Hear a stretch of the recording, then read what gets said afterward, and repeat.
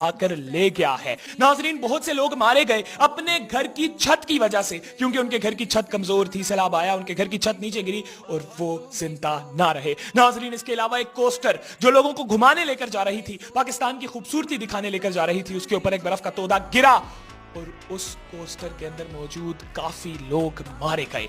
नाजरीन, हमारी तलात के मुताबिक अभी तक लातादाद लोग सैलाब की वजह से मारे जा चुके हैं, बहुत ज्यादा लोग जख्मी हैं और इस वक्त पाकिस्तान की डिजास्टर मैनेजमेंट ने वार्निंग भी जारी कर दी है। नाजरीन, आप हालात देखिए कि आज से 2-3 महीने पहले पाकिस्तान में पानी नहीं था, खानपुर सूख गया था, रावल डैम सूख गया था, बड़े बड़े डैम सूख गए थे। बातें ये की जा रही थी कि इंडिया ने अब हमारा पानी बंद कर देना है और पाकिस्तान में खुश्कसाली आ जाएगी, लोगों की जमीनें बंजर हो जाएंगी। लेकिन 2 महीने के अंदर इतना पानी आ गया कि अब हमसे संभाला भी नहीं जा रहा। आप सबसे गुजारिश है, दुआ कीजिए पाकिस्तान के लिए, ये एक सीरियस मैटर है। शुक्रिया।